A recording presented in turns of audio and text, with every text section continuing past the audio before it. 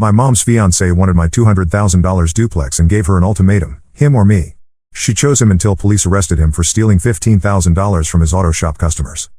I, 17M, never thought I would be posting on Reddit, but here I am. I live with my mom Martha, 42F, and my little sister Jenna, 6F. Well, I used to live with them until 2 weeks ago. My parents divorced when I was 14. My dad Alfred, 45M, worked in construction and was always traveling for different projects. He would be gone for weeks at a time, sometimes months. My mom worked part-time at a local bank and took care of me and Jenna most of the time. The divorce happened because my dad got a job offer in Texas that would have required us to move. My mom refused to leave because her entire family lives here. Her parents, her 3 sisters, and all her cousins are within 30 minutes of our house. She grew up here and never wanted to leave. My dad took the job anyway and moved to Texas by himself. The divorce was not messy. My dad agreed to let us keep the house and he sends money every month for child support. He visits every other month when he can get time off work. Jenna barely remembers living with him because she was only 3 when he left. I was old enough to understand what was happening, but I never blamed either of my parents. They just wanted different things. After the divorce, my mom struggled with money even with the child support. The house is old and needs repairs all the time. The heating bill in winter is enormous. She picked up extra hours at the bank, but it was still tight. My maternal grandfather helped out sometimes, but he is retired and lives on a fixed income. About 8 months ago, my mom started dating a guy named Lance, 39M. She met him at the bank where she works. He came in to open a business account for his auto repair shop. My mom was the one who helped him with all the paperwork and they hit it off. Lance seemed nice enough at first. He would come over for dinner sometimes and bring flowers for my mom. He was polite to me and Jenna. He would ask about school and my plans after graduation. Jenna liked him because he would play games with her and bring her small toys. Lance owns his auto repair shop on the other side of town. He inherited it from his uncle who died 5 years ago. The shop does well because it is the only full-service garage in our area. People drive from neighboring towns to get their cars fixed there. Lance lives in a nice apartment above the shop. 3 months ago, Lance proposed to my mom. She said yes immediately. I was surprised because they had only been dating for 5 months, but my mom seemed really happy. She started planning a small wedding for this summer. Lance moved in with us right after the engagement. That is when things started to change. Lance began making comments about the house and how much money we were spending. He complained about the heating bill and said we should turn the thermostat down. He said Jenna and I left lights on too much and it was wasting electricity. He started buying cheaper groceries and told my mom we needed to cut back on expenses. Lance also started treating me differently. He would make jokes about me still living at home at 17 and ask when I was going to get a job. He said most kids my age were already working and contributing to the household. When I told him I was focusing on school to get into college, he laughed and said college was a waste of money. The biggest change was how Lance acted around Jenna. At first, he was sweet to her, but after moving in, he became impatient. He would tell her to be quiet when she was playing. He complained that her toys were always all over the living room. He said 6-year-olds in his day were better behaved and more respectful. My mom defended Lance every time I brought up his behavior. She said he was just trying to help us be more responsible with money. She said he was used to living alone and needed time to adjust to having kids around. She kept saying that Lance was good for our family because he provided stability. 2 months ago, my maternal grandmother died. She was 78 and had been sick for a while, so it was not unexpected. My grandmother owned a duplex in the better part of town. She rented out both sides and used the income to supplement her retirement. The duplex is worth about $200,000 according to the real estate websites. My grandmother left the duplex to me in her will. She said she wanted to make sure I had something to help me start my adult life. The will states that a lawyer will manage the property and collect the rent until I turn 21. Then everything transfers to me completely. My mom was surprised when the lawyer read the will. She knew her mother had property but did not know I was inheriting it. My mom's 3 sisters were also surprised, but they did not seem upset. They each inherited $10,000 and some jewelry. My mom inherited my grandmother's car and some furniture. Lance's reaction was different. He immediately started asking questions about the duplex and how much rent it brought in. He wanted to know who the current tenants were and when their leases were up. He asked if I planned to sell it or keep renting it out. He seemed very interested in every detail. The lawyer explained that the duplex currently brings in $1,800 per month in rent. After property taxes, insurance, and maintenance, the net income is about $1,200 per month. Lance kept asking questions about the finances and seemed to be calculating something in his head. That night, Lance and my mom had a long conversation in their bedroom. I could hear them talking but could not make out the words. The next morning, Lance was acting strange. He kept looking at me during breakfast and would start to say something then stop. A few days later, my mom sat me down for what she called a family meeting. Lance was there too. My mom said they had been talking about our future as a family. She said Lance had some concerns about me inheriting the duplex at such a young age. Lance jumped in and said he thought it would be better if the duplex was managed by adults who knew about real estate. He suggested that my mom should become the trustee instead of the lawyer. He said lawyers charge too much in fees and we could save money by keeping everything in the family. I told them the lawyer fees were already built into my grandmother's estate planning and I was comfortable with the arrangement. Lance persisted and said family should handle family business. He said he had experience with property management from dealing with his shop and could help my mom manage the duplex. My mom supported Lance and said she thought it made sense for her to be involved in such a big financial decision.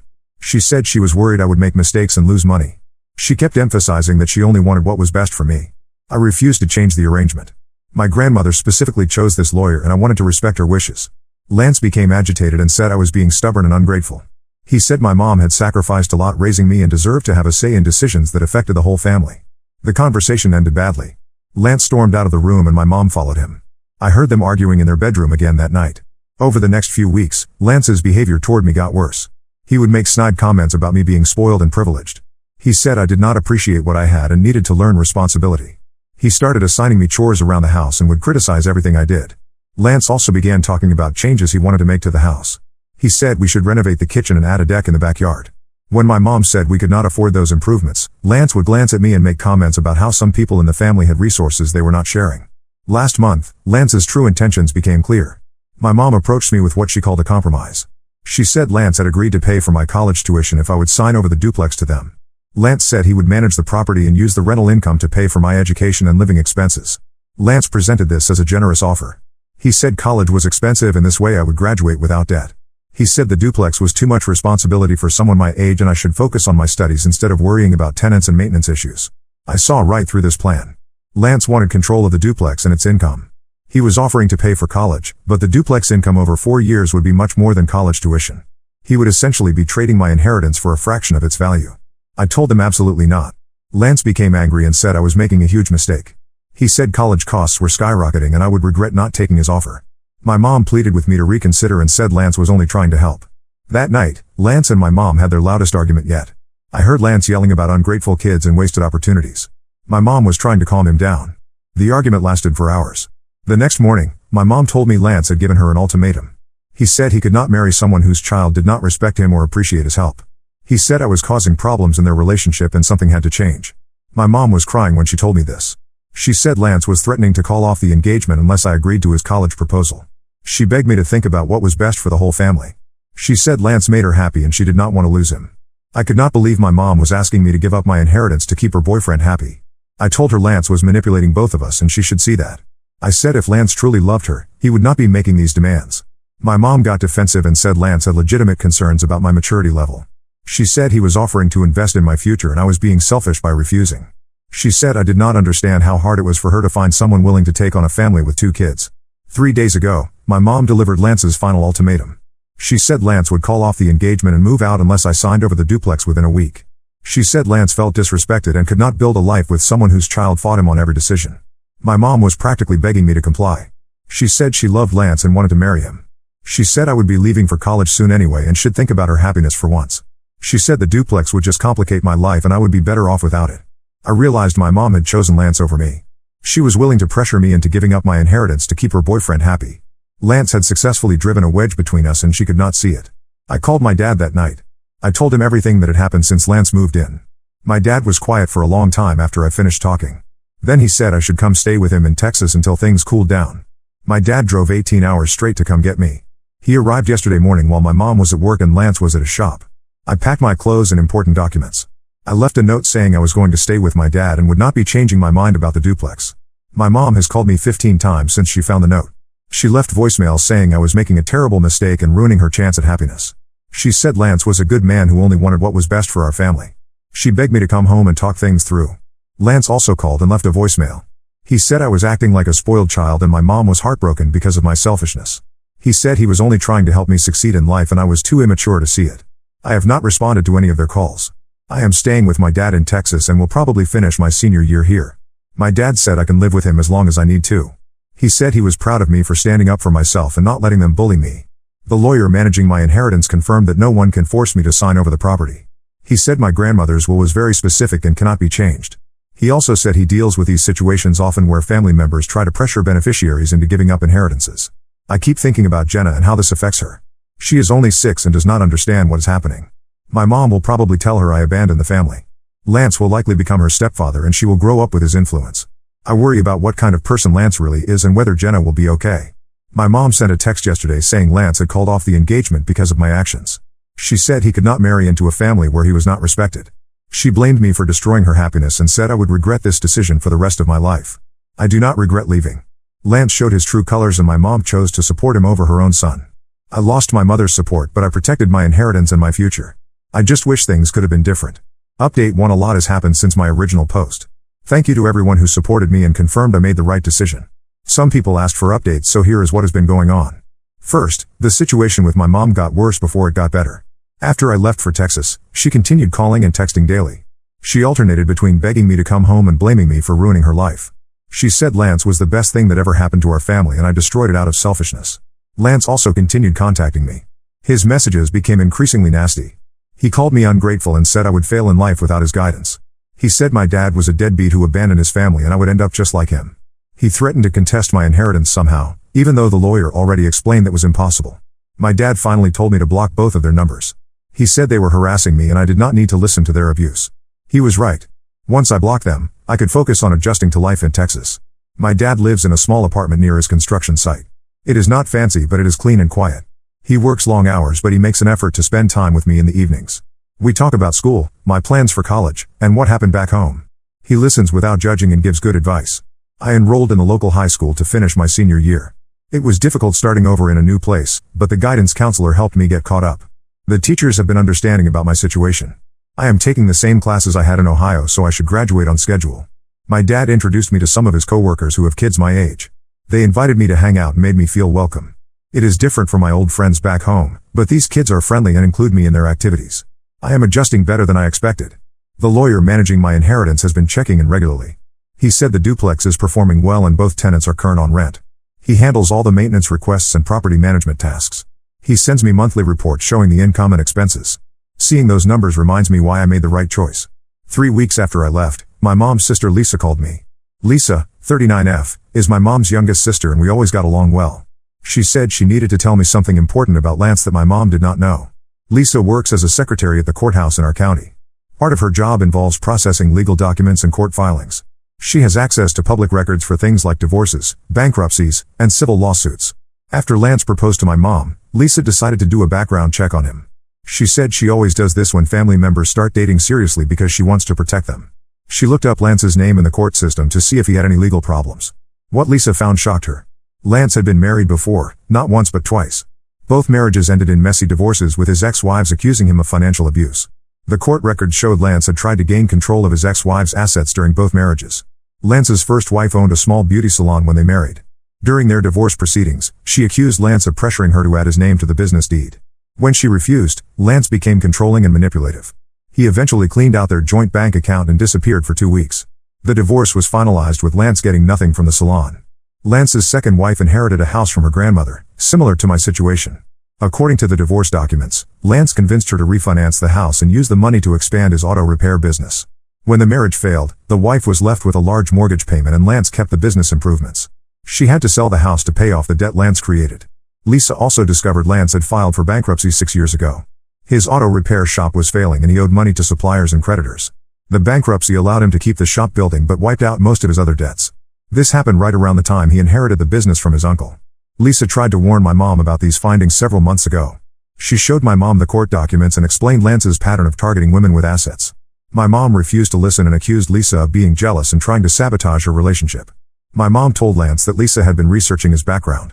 Lance became furious and demanded that my mom cut off contact with Lisa. He said Lisa was toxic and trying to poison my mom's mind against him. My mom chose Lance's side and stopped speaking to Lisa. Lisa called me because she was worried Lance might try to manipulate my mom into pressuring me further about the duplex. She said Lance's pattern was always the same. He would identify women with assets, charm them into relationships, then slowly gain control of their finances. When he got what he wanted or the women caught on, he would move on to the next target. Lisa also told me something else that explained Lance's sudden interest in me. Apparently, Lance had been asking my mom detailed questions about her family's finances from the very beginning. He knew about my grandmother's duplex before she died because my mom had mentioned it during one of their early dates. Lisa suspected Lance specifically targeted my mom because he knew about the potential inheritance. He had probably been planning to get control of the duplex all along. The engagement and moving in with us were just steps in his plan. This information made me sick. Lance had been manipulating my mom from the start. He did not love her or want to build a family with us.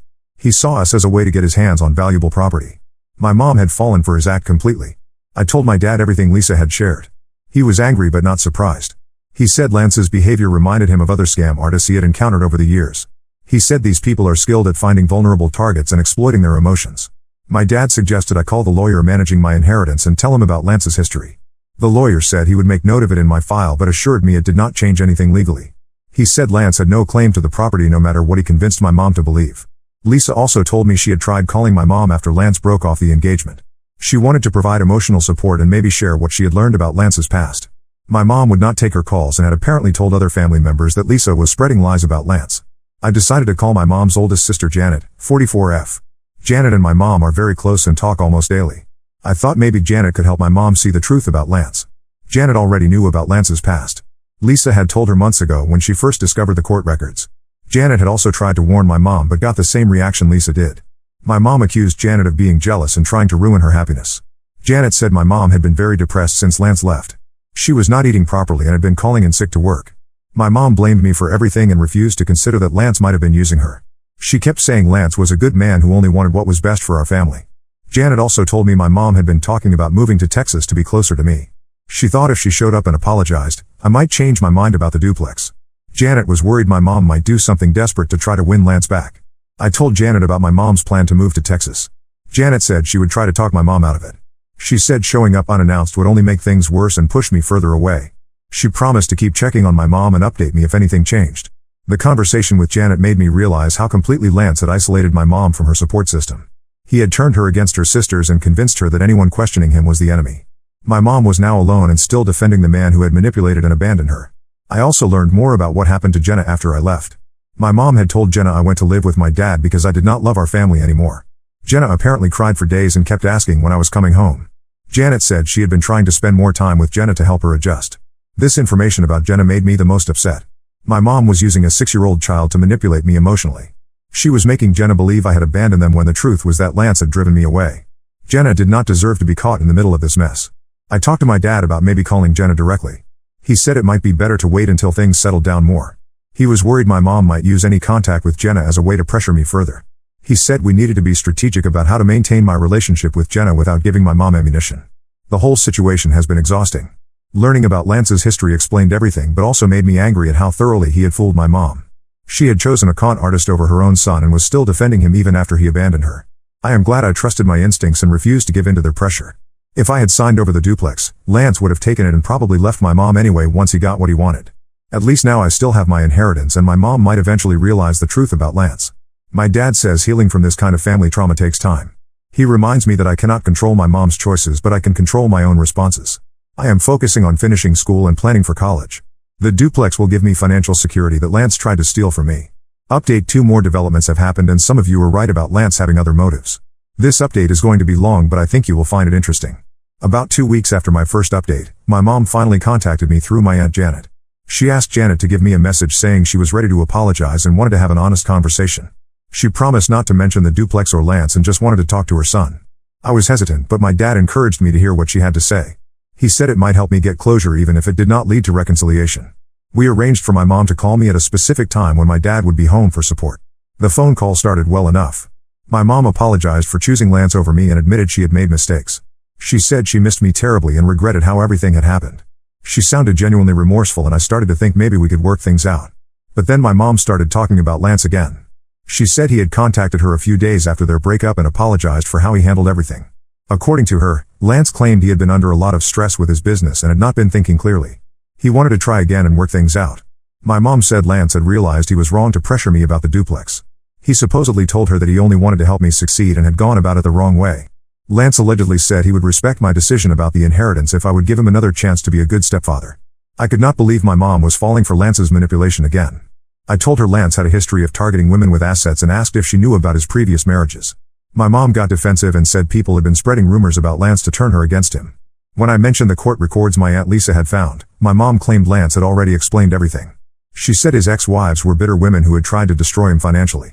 She said Lance was the victim in both situations and had learned from those experiences. My mom then dropped a bombshell. She said Lance had proposed a new arrangement that would benefit everyone. Lance wanted to marry my mom and adopt both me and Jenna legally. In exchange, I would keep the duplex but Lance would help me manage it professionally.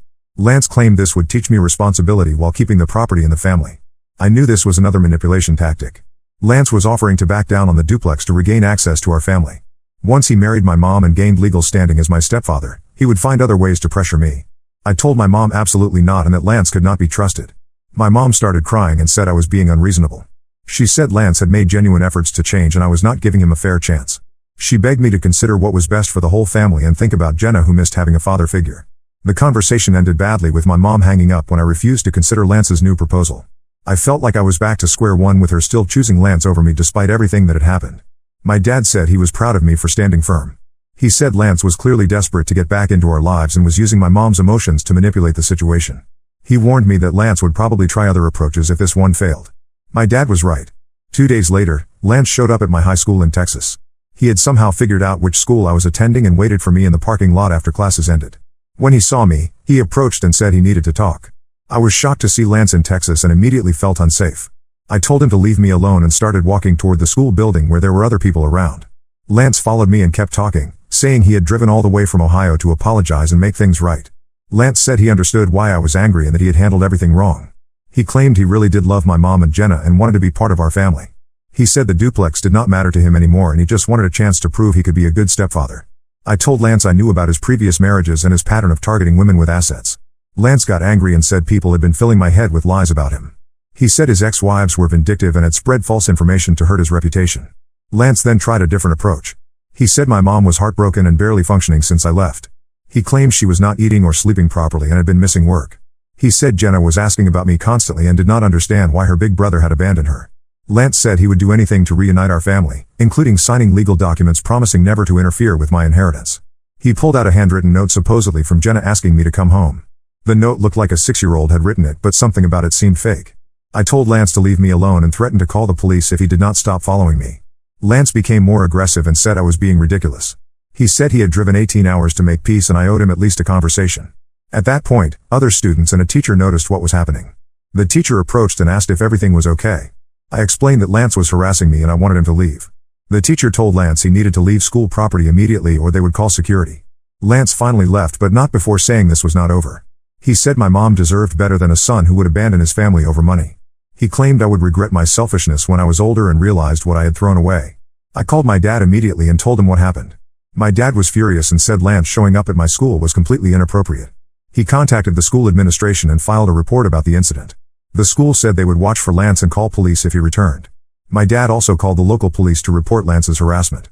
The police said since Lance had not threatened violence, they could not arrest him, but they would document the incident. They advised me to call 911 if Lance approached me again. That night, my mom called and was crying hysterically. She said Lance had told her about our encounter at school and she was devastated that I had threatened to call police on him. She said Lance was only trying to help and I had humiliated him by involving the school authorities. My mom begged me to give Lance another chance and said he truly loved our family. She claimed Lance was heartbroken that I saw him as a threat when he only wanted to make amends. She said Lance had spent his own money and time to drive to Texas to apologize and I had rejected his sincere efforts. I told my mom that Lance showing up at my school uninvited was stalking behavior and completely unacceptable. I said any man who truly cared about me would have respected my boundaries and stayed away. Lance's actions proved he was still trying to manipulate and control the situation. My mom got defensive and said Lance was just desperate to fix things because he loved us so much. She said I was being paranoid and overreacting to Lance's attempt to reconcile. She claimed Lance had driven to Texas as a grand romantic gesture to prove his commitment to our family. The conversation confirmed that my mom was completely under Lance's influence. She could not see his behavior objectively and was making excuses for actions that would be obvious red flags to anyone else. Lance had successfully convinced her that his stalking was actually evidence of his love for us. After my mom hung up, my dad and I had a long conversation about Lance's escalating behavior. My dad said Lance was becoming desperate because his usual manipulation tactics were not working. He warned me that desperate people sometimes do unpredictable things and I needed to be extra careful. My dad decided to take time off work and drive me to school for the next few days until we were sure Lance had left Texas. He also contacted my mom's sister Janet to let her know what Lance had done. Janet was horrified and said she would try to make my mom understand how inappropriate Lance's behavior had been. Janet called me the next day with disturbing news. She had tried to talk to my mom about Lance's trip to Texas, but my mom had defended Lance's actions. Even worse, my mom had apparently given Lance money for gas and hotel expenses for the trip. She had actively supported his decision to follow me to Texas. Janet also revealed that Lance had been staying at my mom's house since their supposed reconciliation. He had moved back in a few days before he drove to Texas. My mom had not mentioned this during our phone call, probably because she knew I would be upset. The news that Lance was living with my mom again made me worry about Jenna's safety. I asked Janet to keep checking on Jenna and watch for any signs that Lance might be mistreating her. Janet promised to visit more often and pay attention to how Lance interacted with Jenna. Janet told me something else that explained Lance's desperation. Apparently, Lance's auto repair shop was struggling financially again. Several customers had complained about poor work and overcharging. Lance had also been late paying his suppliers and some were demanding cash payments only. Janet suspected Lance was facing another financial crisis similar to his previous bankruptcy. This would explain why he was so determined to get access to my inheritance. The duplex income could help him save his business and avoid losing everything again. This information confirmed that Lance had never cared about being part of our family. He was a con artist who targeted my mom specifically because he needed money to save his failing business. Every romantic gesture and family bonding moment had been calculated to gain access to assets he could exploit. I shared all this information with the lawyer managing my inheritance. He said he would document Lance's harassment and escalating behavior in my file. He also suggested I consider getting a restraining order if Lance continued trying to contact me. The lawyer told me something interesting about property inheritance cases. He said it was common for manipulative family members or partners to become desperate when their initial pressure tactics failed. He had seen cases where people traveled across the country to harass beneficiaries or even hired private investigators to find them. The lawyer assured me that no amount of pressure or harassment could force me to give up my inheritance. He said my grandmother had specifically structured the will to protect me from exactly this type of situation. The property was legally mine and no one could change that. I am staying vigilant and following my dad's advice about safety precautions. I have blocked Lance's number and all his social media accounts. I carry my phone at all times and have campus security programmed as a speed dial number. My dad says we will reassess the situation in a few weeks to see if Lance gives up and goes back to Ohio. If Lance continues stalking me or shows up in Texas again, we will pursue legal action including restraining orders and harassment charges. The hardest part is knowing that my mom is still supporting Lance despite his increasingly inappropriate behavior. She has chosen a con artist over her own son's safety and well-being.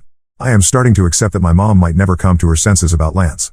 Final update. This will be my final update because the situation has reached a conclusion of sorts. Thank you to everyone who has followed my story and offered support. Some of you predicted exactly how things would unfold. Lance did not give up after his trip to Texas.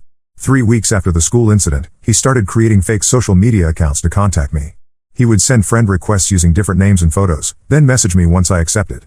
The messages were always the same: apologies, promises to change, and pleas for me to give him another chance. I figured out Lance's pattern quickly and stopped accepting friend requests from people I did not recognize. Lance then started commenting on my public posts using fake accounts. He would leave long comments about family forgiveness and second chances, clearly intended for me to read. My dad helped me make all my social media accounts private and report Lance's fake profiles to the platforms. Most of the accounts got deleted for violating terms of service, but Lance kept creating new ones. It became a constant game of blocking and reporting. Lance also started sending letters to my dad's apartment. The letters were addressed to me and contained the same basic message as his social media attempts. Lance claimed he was reformed and desperately wanted to make amends. He said my mom was suffering because of our estrangement and Jenna needed her big brother to come home.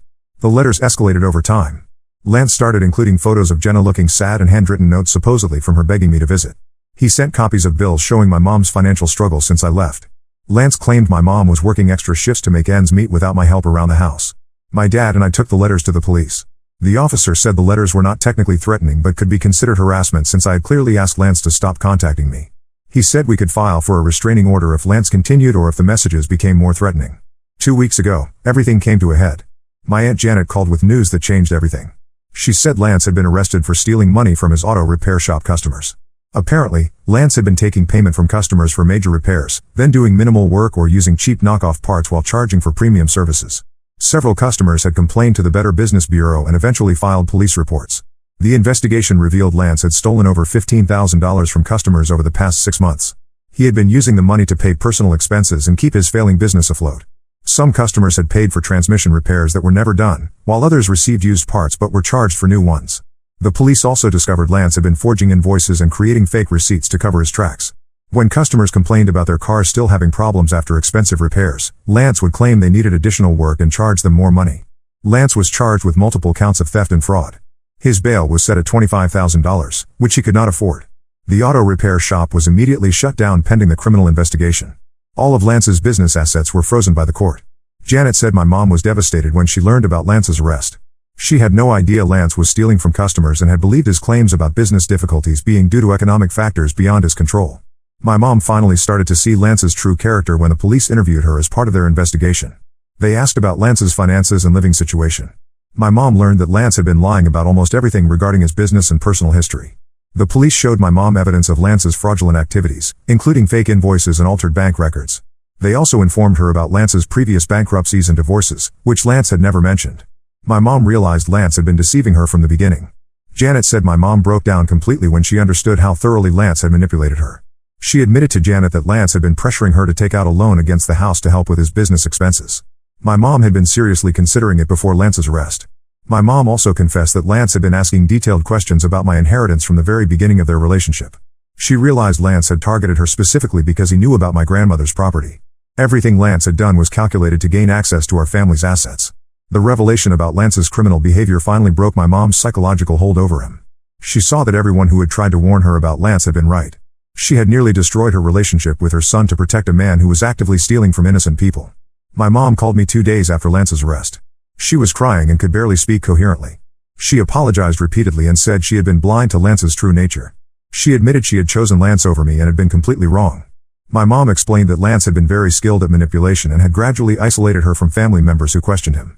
He had convinced her that people were jealous of their relationship and trying to sabotage her happiness. She had believed Lance's lies about his ex-wives and business problems. My mom also revealed that Lance had been financially abusing her during their relationship. He had convinced her to put his name on her bank account and had been using her money for personal expenses. Lance had told her this was normal for engaged couples and showed his commitment to their future together. Lance had also been pressuring my mom to refinance the house and use the money to invest in his business expansion. He claimed this would benefit the whole family by creating more income for our household. My mom now realized Lance was planning to steal her house equity just like he had done to his second ex-wife. My mom begged me to forgive her and asked if I would consider coming home for a visit. She said she understood if I could never trust her again but hoped we could eventually rebuild our relationship. She promised Lance was completely out of our lives and would never have contact with our family again. I told my mom I appreciated her apology but needed time to process everything that had happened. I said I was glad she finally saw Lance's true character but was still hurt by how she had treated me. I agreed to think about visiting but made no promises about timing. My dad encouraged me to maintain contact with my mom while being cautious about getting pulled back into drama. He said my mom had been victimized by Lance too, even though her choices had hurt me.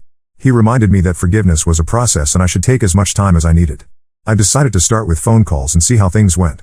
My mom and I have been talking once a week for the past month. She gives me updates about Lance's legal case and her efforts to rebuild her finances. She also talks about Jenna and how she is adjusting to Lance's absence. Jenna is doing better now that Lance is gone. My mom said Jenna had been afraid of Lance toward the end because he would yell at her for normal kid behavior. Lance had been getting increasingly irritable and taking his stress out on everyone in the house. My mom enrolled Jenna in counseling to help her process the confusing situation with Lance. The counselor said Jenna was showing signs of relief that Lance was no longer around. Jenna had been walking on eggshells trying not to upset Lance and can now just be a normal 6-year-old again. Lance's criminal trial is scheduled for next month. The prosecutor expects him to plead guilty in exchange for a reduced sentence. Lance will likely serve 2 to 3 years in prison and will have to pay restitution to his victims. His auto repair shop will be sold to help cover the money he stole. My mom's financial situation is stable now that Lance is not draining her resources. She discovered Lance had taken nearly $3,000 from her account over the past few months for personal expenses he had hidden from her. The bank is helping her pursue recovery of those funds as part of Lance's restitution. My mom also found out Lance had been intercepting some of her mail, including bank statements and credit card offers. He had been monitoring her finances much more closely than she realized. Lance had even applied for a credit card in her name without her knowledge, though the application was denied. The experience with Lance taught my mom important lessons about financial boundaries and protecting herself from manipulation. She closed the joint bank account and changed all her passwords. She also asked her sisters to help her watch for warning signs if she ever dates again in the future. I am finishing my senior year in Texas and will graduate on schedule. I have been accepted to several colleges and am planning to use income from the duplex to pay for my education. The property continues to perform well under the lawyer's management and will provide me with financial security throughout college. My relationship with my mom is slowly improving but will take time to fully heal. I plan to visit Ohio this summer to see Jenna and spend time with my extended family. I may consider moving back to Ohio for college if my mom and I can rebuild enough trust. My dad has been incredible throughout this whole experience. He took me in without hesitation and supported me through Lance's harassment campaign. He helped me see that I made the right choice by protecting my inheritance and standing up for myself. The duplex my grandmother left me represents more than just money. It represents her belief in my future and her desire to help me succeed. Lance tried to steal that gift and use it for his own selfish purposes. I am grateful I had the strength to resist his manipulation and preserve my grandmother's legacy. This experience taught me that family relationships are complicated and sometimes people we love make terrible choices. My mom chose Lance over me, but she was also a victim of his manipulation. Lance was skilled at finding vulnerable people and exploiting their emotions for financial gain. I learned to trust my instincts when something feels wrong, even if other people try to convince me otherwise. Lance's behavior toward me was inappropriate from the beginning, and I was right to resist his attempts to control my inheritance. Standing up for myself was difficult but ultimately necessary. To anyone dealing with similar family manipulation, I want to say that you have the right to protect yourself and your assets. Do not let anyone pressure you into giving up something that belongs to you, especially if they use emotional manipulation or threats. Trust your instincts and seek support from people who have your best interests at heart. My mom and I may never have the same relationship we had before Lance, but we are working towards something healthier. Jenna will grow up knowing she has a big brother who loves her and will always be there for her. My dad and I have grown closer through this experience and I am grateful for his wisdom and support. Lance is facing the consequences of his criminal behavior and will not be able to hurt other families for several years. My mom is stronger and wiser now and less likely to fall for future manipulation. Jenna is safe and can focus on being a kid without walking on eggshells around an unstable adult. I kept my inheritance intact and will use it to build a successful future for myself. My grandmother would be proud that I stood up for myself and protected the gift she wanted me to have. Lance failed in his attempt to steal from our family and is now facing justice for his crimes against multiple victims. This whole experience was painful but taught me valuable lessons about family, trust, and standing up for what is right. I am looking forward to college and building an adult life based on the strong foundation my grandmother provided through her generous gift. Now let's move to the next story. Story 2. My sister married my abusive ex-boyfriend and I had to move to a new city because they wouldn't stop harassing me. I, 26F, never thought I'd be in this situation. My older sister Natalie, 28F, recently married my ex-boyfriend Ryan, 31M, who I dated for 2 years in college. Our relationship was toxic and abusive, but I didn't realize how bad it was until after we broke up. Growing up, Natalie and I were inseparable despite our 2-year age gap. We shared a room, clothes, and secrets. Our parents, both busy lawyers, often worked long hours, so we relied on each other for companionship. We'd spend hours playing make-believe in our backyard, creating elaborate fantasy worlds where we were princesses or spies. As we got older, our bond remained strong. We'd stay up late talking about boys, our dreams for the future, and our fears. Natalie was always the more outgoing one, while I was shyer and more reserved. She'd encourage me to come out of my shell and would always stick up for me if anyone tried to bully me at school. When Natalie left for college, it was hard being apart for the first time. We'd call each other every day and I'd visit her on weekends whenever I could. She'd tell me all about college life and I couldn't wait to join her. When it was finally my turn to go to college 2 years later, I was thrilled to be reunited with my sister. We'd always talked about going to the same school and now our dream was coming true. It was during my freshman year that I met Ryan. He was a junior and seemed so mature and worldly to my 18-year-old self. We met at a party Natalie had brought me to. She was friends with Ryan's roommate and introduced us. Ryan was charming and attentive, making me feel special in a way no guy ever had before. He asked for my number that night and we started texting constantly. Our first date was magical. Ryan took me to a fancy restaurant off campus, somewhere I'd never have been able to afford on my own. He ordered wine for us both, even though I was underage, making me feel sophisticated and grown up. We talked for hours about our families, our dreams, our favorite books and movies. It felt like we had everything in common. Things moved quickly after that. Within a few weeks, we were officially a couple. I was head over heels in love for the first time. Ryan would surprise me with flowers and little gifts. He'd leave sweet notes in my textbooks for me to find during class. He always wanted to spend time with me, which I found flattering. Looking back, I can see the red flags that were there from the beginning. Ryan would get jealous if I talked to other guys, even just classmates working on group projects. He'd question me about my male friends and suggest I shouldn't hang out with them anymore. He'd make comments about my clothes, saying certain outfits were too revealing and I should change. But at the time, I thought he was just being protective and that it meant he really cared about me. As the months went by, Ryan's controlling behavior escalated. He'd get angry if I didn't answer his calls or texts right away. He started showing up unannounced at my dorm room or the library where I was studying. He'd accuse me of cheating if I was even a few minutes late meeting him somewhere. I started walking on eggshells around him, afraid of setting off his temper. I confided in Natalie about some of Ryan's behavior, but I downplayed how bad it was. I was embarrassed to admit I was in such a toxic relationship. Natalie expressed some concern, but I assured her everything was fine. I didn't want her to think I couldn't handle my first serious relationship. The physical abuse started about a year into our relationship. The first time it happened, we were arguing about me going to a party without him. He grabbed my arm so hard it left bruises. He was immediately apologetic, crying and begging for forgiveness. He swore it would never happen again. I believed him and didn't tell anyone what had happened. But it did happen again. And again. The abuse got worse over time. He'd slap me, push me, throw things at me. Once he punched me in the stomach so hard I couldn't breathe. Another time he choked me until I almost passed out. After each incident, he'd be remorseful and shower me with affection, promising to change.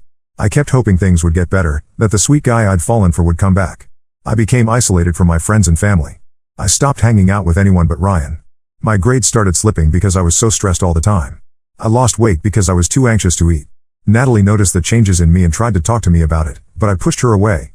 I was ashamed and afraid to admit what was really going on. The final straw came just after my 21st birthday. Ryan and I had a huge fight because I'd gone out for drinks with some girlfriends to celebrate. He was furious that I'd gone without him. When I got home, he was waiting in my apartment. He had a key by then. He flew into a rage, hitting me repeatedly and threatening to kill me if I ever tried to leave him. I genuinely feared for my life that night. The next day, while Ryan was at work, I packed up as much as I could and fled to Natalie's apartment. When she saw my bruised face, she broke down crying. I finally told her everything. She wanted to go to the police, but I was too scared. Instead, she helped me block Ryan's number and social media accounts. She let me stay with her until I found a new apartment where Ryan wouldn't know the address. The months after the breakup were incredibly difficult. I had nightmares and panic attacks. I was jumpy and afraid to go out alone. I finally agreed to see a therapist, which helped me start to process the trauma of the abuse. Slowly, I began to heal and rebuild my life. Natalie was my rock during this time. She'd stay up with me when I couldn't sleep, hold me when I cried, and reassure me that I was strong and would get through this. She went with me to therapy appointments and helped me catch up on the schoolwork I'd fallen behind on. Her support was invaluable in my recovery. Over the next few years, I focused on myself. I threw myself into my studies and graduated with honors. I got a good job at a marketing firm in our hometown. I made new friends and even started cautiously dating again. I felt like I was finally in a good place. Then, about 6 months ago, Natalie dropped a bombshell on me. She and Ryan had reconnected and started dating. I was blindsided. How could my own sister, who had seen firsthand what Ryan had done to me, be with him? I felt betrayed and sick to my stomach. Natalie claimed Ryan had changed. She said he'd been to anger management classes and therapy. She insisted he was a different person now. But I couldn't believe it. The Ryan I knew was a master manipulator. I was sure he was just putting on an act to fool Natalie. I begged Natalie to reconsider, reminding her of everything Ryan had done to me. But she dismissed my concerns, saying it was all in the past and I needed to move on. She accused me of being jealous and trying to ruin her happiness. Our relationship, once so close, became strained and distant. My parents were conflicted about the situation. They didn't approve of Natalie dating Ryan, knowing what he'd done to me, but they also didn't want to alienate their older daughter. They tried to stay neutral at first, which just made me feel unsupported and alone. Things escalated quickly. Within a few months, Natalie and Ryan were engaged. They planned a whirlwind wedding, seeming eager to make things official before anyone could talk them out of it. I told my family I wouldn't attend the wedding. I couldn't bear to watch my sister marry my abuser. Natalie was furious, accusing me of trying to ruin her special day. My parents finally took a stand and said they wouldn't go either if I wasn't welcome. The wedding was last month. Since then, Natalie, Ryan, and Ryan's family have been harassing me nonstop. They've been spreading vicious lies about me to our extended family and mutual friends. They're claiming I'm mentally unstable and that I made up the abuse allegations out of jealousy. Ryan's mother even called my workplace, trying to get me fired by claiming I was an unstable drug addict, which is completely false. I've blocked them on every platform I can think of, but they keep creating new accounts to contact me. They show up at my apartment unannounced, pounding on the door and yelling. Ryan has threatened to expose me by releasing private photos or videos from when we dated. I'm not sure if he actually has anything or if he's bluffing, but the threat alone is terrifying. I'm at my wit's end dealing with their harassment. I'm considering getting a restraining order, but I'm not sure if it will make things better or worse. I just want them out of my life for good. The stress is affecting my work and my health. I've started having panic attacks again, something I haven't experienced in years. I feel like I'm living a nightmare. The person who was once my best friend in the world is now married to the man who abused me, and they're both seemingly intent on destroying my life. I don't know how to make it stop. Update 1. It's been about a month since my last post and unfortunately things have only escalated with Natalie and Ryan's harassment. After careful consideration and discussion with my therapist, I decided to file for a temporary restraining order against both Natalie and Ryan 2 weeks ago. I had compiled extensive documentation of their harassment, screenshots of their constant messages and emails, security camera footage of them showing up uninvited at my home and workplace, and recordings of threatening voicemails. The judge reviewed the evidence and granted the temporary order. We have a hearing scheduled next month to determine if it will be made permanent. Natalie's reaction to being served with the restraining order was explosive. She showed up at our parents' house in a rage, screaming and crying about how I was tearing the family apart. She accused me of being vindictive and trying to punish her for being happy. Our parents, who have become much more supportive of me in recent weeks, stood firm. They told Natalie that she had brought this on herself by choosing Ryan over her own sister. Ryan's response was even more disturbing. He started leaving threatening voicemails for me at work, blatantly violating the restraining order. In one particularly chilling message, he said he was going to make me pay for trying to keep him away from his wife. He said I would regret crossing him and that he knew people who could take care of me if he wanted. I immediately reported these messages to the police. The day after I reported the voicemails, I woke up to find my car had been vandalized overnight. All 4 tires were slashed and the word liar was keyed into the driver's side door. While I can't prove it was Ryan, the timing seems far too coincidental. I filed another police report and had to get my car towed to a repair shop. My workplace has been incredibly supportive through all of this. After Ryan's mother tried to get me fired with her false accusations, my boss sat down with me to discuss the situation. I was honest about everything that had happened, showing him the restraining order and police reports. He assured me that my job was secure and that the company would support me however they could. They've since implemented tighter security measures. No non-employees are allowed into the building without an escort. My desk has been moved to a more secure area away from windows and doors. They've allowed me to work from home as much as possible to minimize the risk of Ryan or Natalie showing up at the office. The stress of the situation has been taking a toll on my mental health. I've started seeing my therapist twice a week to help cope with the anxiety and renewed PTSD symptoms. Having to relive the trauma of my abusive relationship with Ryan in order to document everything for the restraining order has brought up a lot of painful memories I thought I dealt with. I've been having nightmares again, waking up in a cold sweat thinking Ryan is in my room. I'm jumpy and paranoid, constantly looking over my shoulder when I'm out in public. I've lost weight because my appetite is gone and I can barely sleep. It feels like I'm right back where I was when I first left Ryan, undoing years of healing and progress. The one bright spot in all of this has been the unwavering support of my parents and friends. After initially trying to stay neutral, my parents have now fully taken my side. They've made it clear to Natalie that they don't approve of her choices and won't have a relationship with her as long as she's with Ryan. My mom has been staying with me most nights so I'm not alone. Having her there has been a huge comfort. My friends have rallied around me as well. They take turns driving me to work since I'm without a car at the moment. They come over to keep me company in the evenings and make sure I'm eating. They've been helping me document every incident of harassment to build an even stronger case for the permanent restraining order. I'm trying to stay hopeful that the hearing next month will result in a long-term order that will finally put an end to Natalie and Ryan's campaign of terror. But I'm also realistic about the fact that they may continue to escalate. Ryan has shown he has no respect for the law or for my boundaries. I'm taking every precaution I can to stay safe, but I'm constantly on edge waiting for their next move. Part of me still can't believe this is my reality. That my own sister, who I was once so close to, could betray me like this. That she could watch me suffer 3 years of abuse and then turn around and marry my abuser. There are moments when I'm overwhelmed by grief for the relationship we once had and the sister I've lost. But then I remind myself that the Natalie I knew and loved is gone. The person she's become, someone who would deliberately inflict pain on her own sister, is a stranger to me. As much as it hurts, I know I'm better off without her in my life.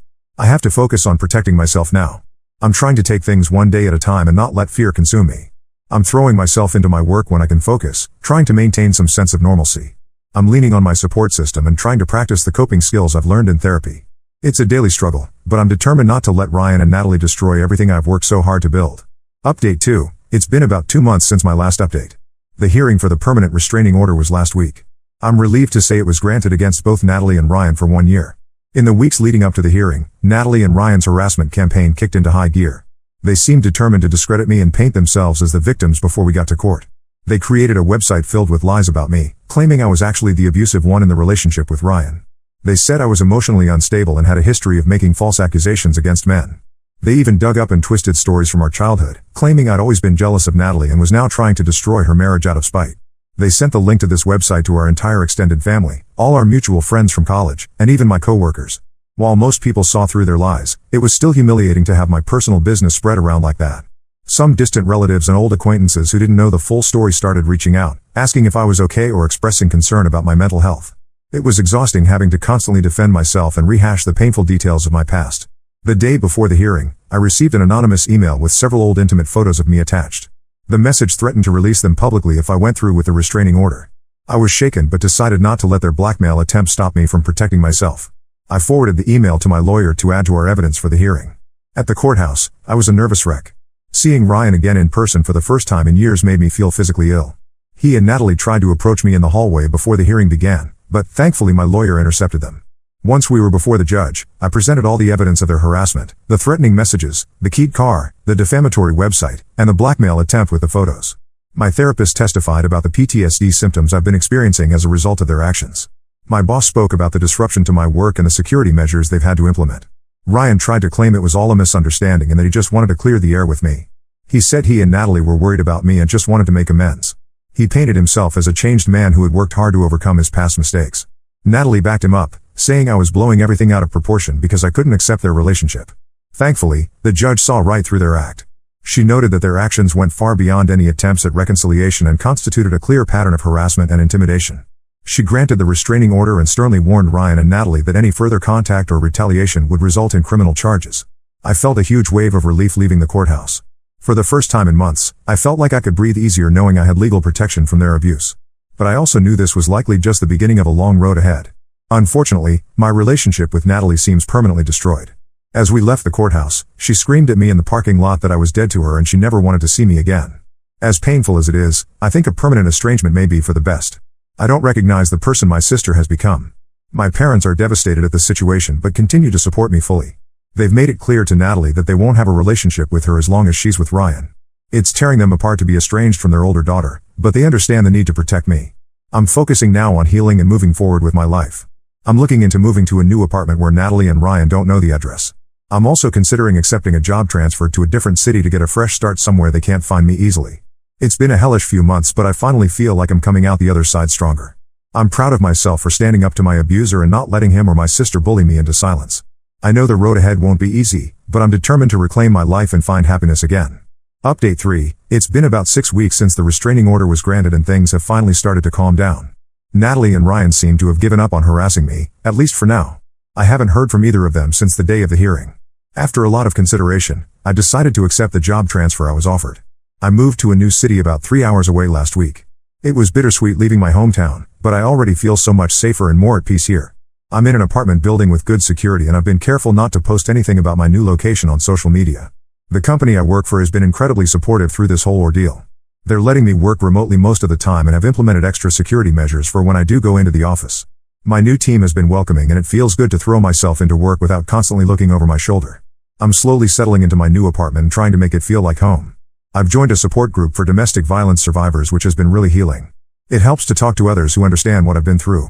I'm making an effort to get out and explore my new city, trying to push past the anxiety and reclaim my independence. My parents came to visit last weekend to help me unpack. It was emotional saying goodbye to them, knowing I won't see them as often now. But they agree this move is what's best for my safety and mental health. They've promised to visit often and we've set up weekly video chats to stay connected. They updated me on the situation with Natalie.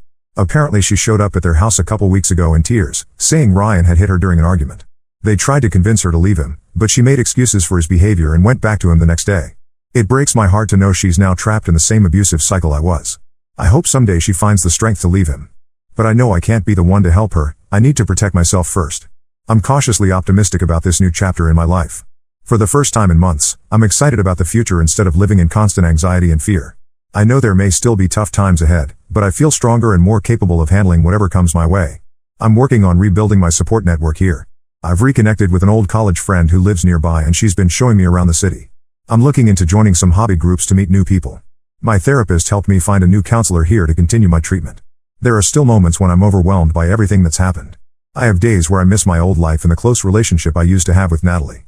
But then I remind myself of how far I've come and how much healthier and happier I am now. I'm focusing on self-care and rediscovering the things that bring me joy. I've started painting again, something I loved in college but gave up during my relationship with Ryan. I'm taking a yoga class and learning to cook new recipes. Small steps, but they help me feel like I'm reclaiming pieces of myself. I know this journey isn't over. I'll likely be dealing with the aftermath of the abuse and the fallout with my sister for years to come. But for the first time in a long time, I feel hopeful about the future. I'm proud of myself for being strong enough to leave, to stand up for myself, and to start over. Thank you to everyone who has supported me through this nightmare. Your kindness and encouragement helped me find the strength to stand up for myself and reclaim my life. I'm eternally grateful and I hope my story can help others who might be in similar situations. If you're in an abusive relationship, please know that you're not alone and that there is hope for a better future.